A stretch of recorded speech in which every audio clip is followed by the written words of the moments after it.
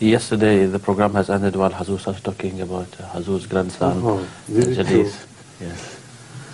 Yes, I think it's good occupation to give information on what's happening around. One thing which I forgot to mention last time was that I noticed the presence of Hong-Kongian Chinese in all the areas which I visited.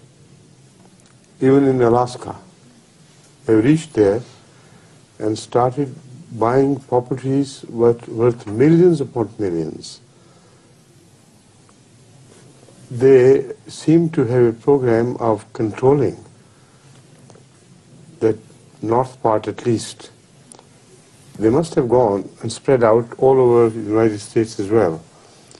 But what I saw with my own eyes here was that some very big projects were being purchased by the immigrants from Hong Kong, who are extremely rich and extremely well connected. And they have this special knack of capturing the business at the top. With the result, the prices are being raised, but they do not care.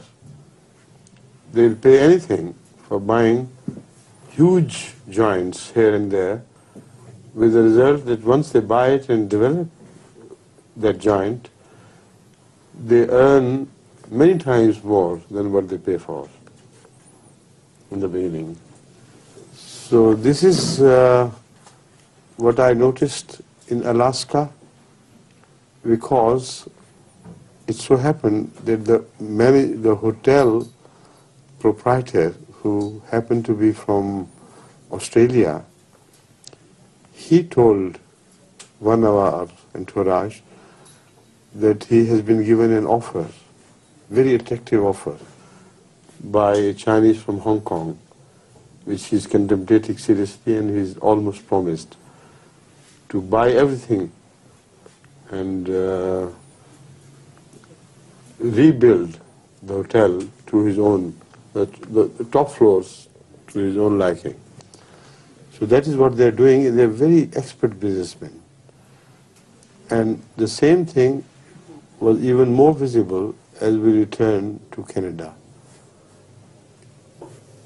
In the hotel where we stayed and in the area where we walked around and had good morning walks in Vancouver, I was amazed to see so many Chinese in all the posh areas of Vancouver. And during every morning walk, we encountered the Chinese running around. There was hardly an American to be seen. Most of those who jogged along the sea bank were Chinese. And they were invariably from Hong Kong. So they are also taking good care of their health. And the areas, the very best areas which were shown to me by our host, Mr. Lutfur, were all the property of Chinese, Hong Kong Chinese. So some revolution is going to take place there. Previously, the Chinese were contained in China towns. Of course, they commanded business from there and controlled it to a large degree. But now, the new invasion of America by the Chinese from Hong Kong is not confined to any limited Chinatown. I hope in future they will turn all America into a Chinatown. And this is, in a way, Chinese way of taking their revenge from their earlier masters. Please. Yep. But looking at the same from a different vantage point, from different angle, I can see the liberation of Americans from the Jewish clutches as well.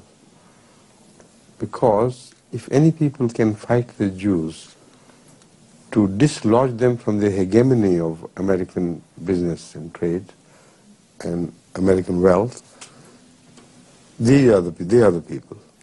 No one else can beat the Jews at their game. They can.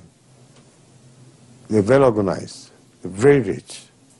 They know how to capture the places of future income. At present they sink their money, then the income begins to emerge from there. And I doubt if the Jews will be able to contain this invasion of America by the Chinese businessmen of Hong Kong. So very interesting prospect is before us. Let's see what happens. The fight is on between the Chinese and the Jews. The Jews are used only to tackle with the Chinese confined in Chinatowns.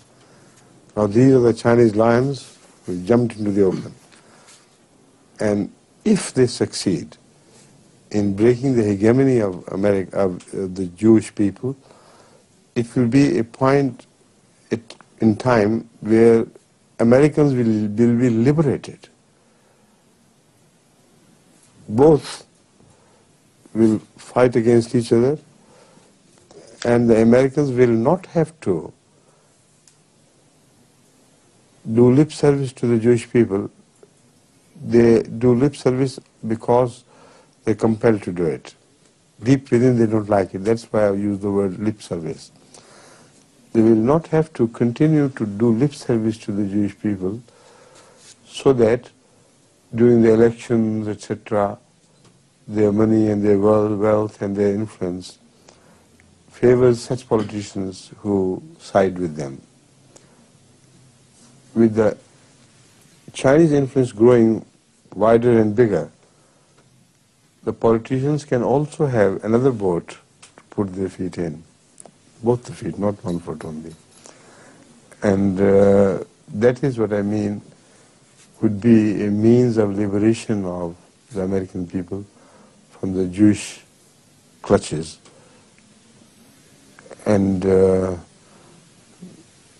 this offers a new prospect for the resulting world in America in the future.